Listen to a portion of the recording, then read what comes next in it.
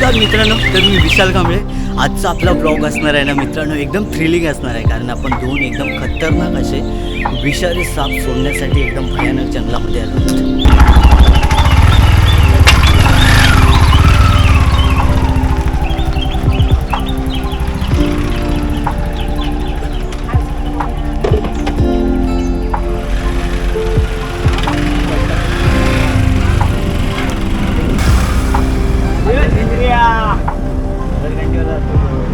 घरघंटी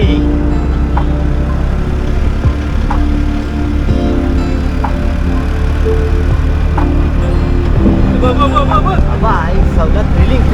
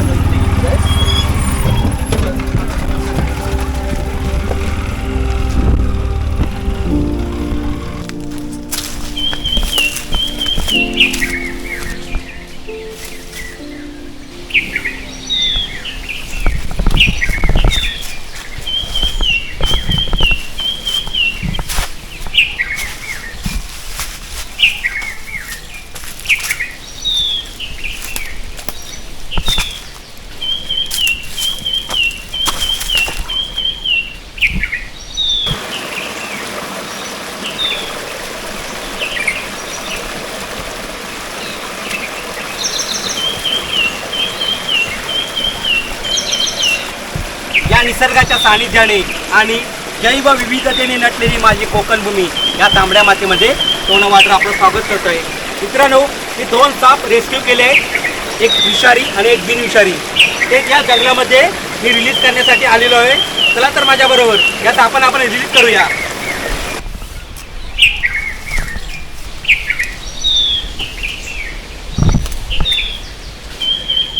तर मित्रांनो, आज मी दोन साप रेस्क्यू केले आहेत, एक विषारी आणि एक बिनविषारी. आपण पाहूया. आपण या सापांना लगेच इकडे रिलीज करणार आहोत.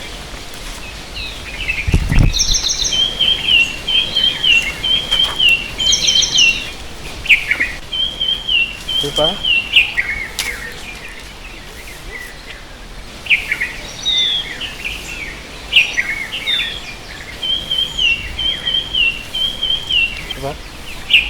रॅटर स्नेक, त्याला धामण असं म्हणतात. हे छोटंसं पिल्लू आहे, तुम्ही पाहू शकता. पूर्णपणे बिनविषारी साप आहे हा. ओके, त्याचा उंदीर का किंवा बेडकं शक्यतो खाऊन जगणारा हा साप.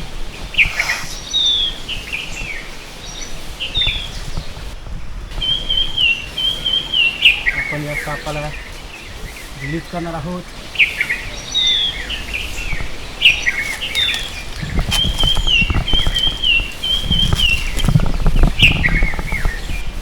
अतिशय सुंदर असा नाग, एकदम छोटा baby snake, Indian spectacled cobra, अतिशय रागीट स्वभावाचा.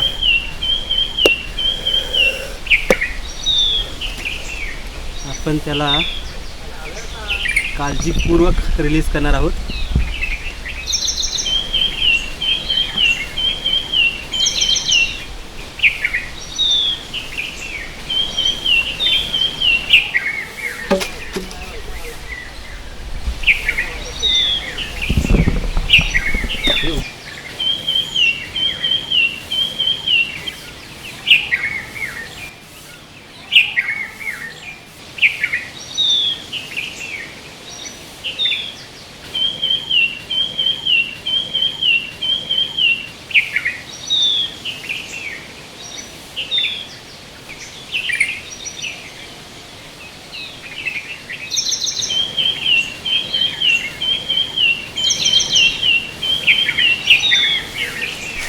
मित्रांनो, आपण या सापाला मुक्त केलेला आहे. आपण पाहू शकता, अतिशय सुंदर असं दृश्य आहे.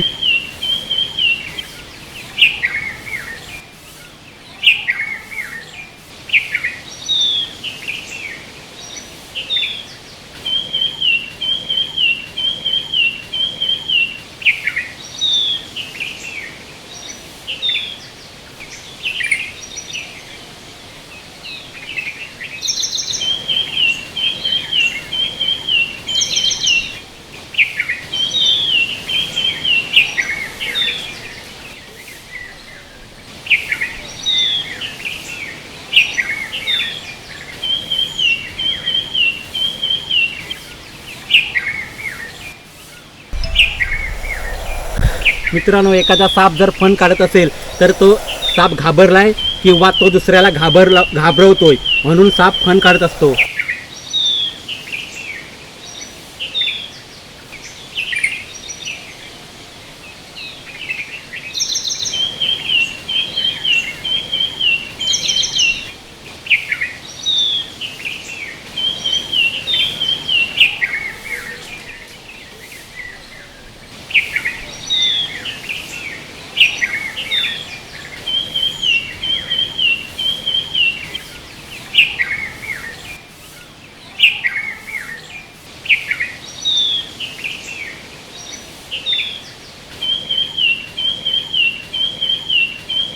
मित्रांनो, तर मी आताच तुम्हाला सांगितलं, टोना वाईल्डर हा जरी सर्पमित्र असला तर तो रानमाणूस का आहे.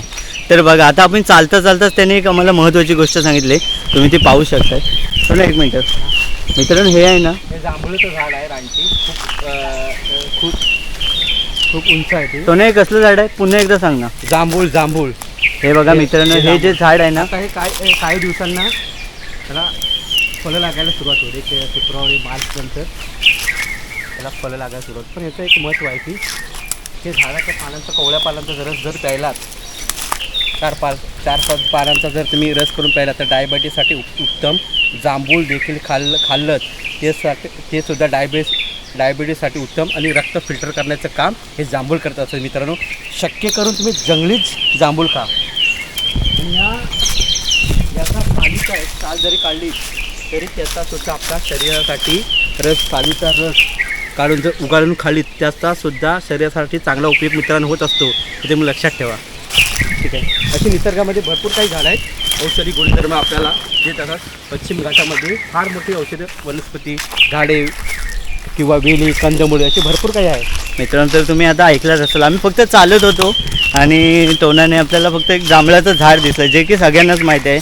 आपण आजपर्यंत जांभूळ एक फळ म्हणूनच खाल्लं आहे, पण आज आपल्याला त्याच्या पानाबद्दल, त्याच्या सालीबद्दल, त्याच्या प्रत्येक घटकाबद्दल टोनाने सविस्तर माहिती दिली आहे. तर मित्रांनो, मला वाटतं त्याची जी माहिती आहे ना, ती तुमच्यासाठी कदाचित जर कोणी डायबिटीसचा व्यक्ती असेल तर त्याच्यासाठी ती आवश्यक पूर्ण म्हणजे औषधच मिळालं आहे ते.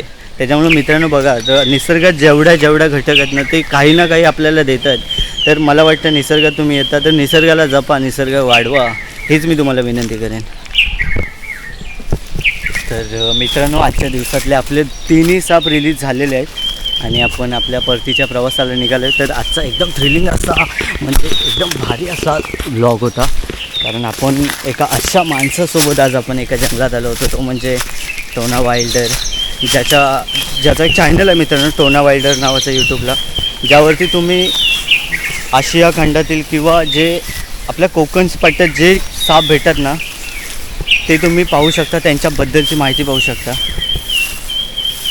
मित्रांनो, त्या सापांमध्ये महत्त्वाचं म्हणजे बिनविषारी आणि विषारी साप पाहू शकता. मित्रांनो, टोना वाईल्डरचं काम आहे की साप हे एक प्रजात आहे जी की माणसांसमोर दिसले तर ते माणसं घाबरतात आणि त्यांना मारतात.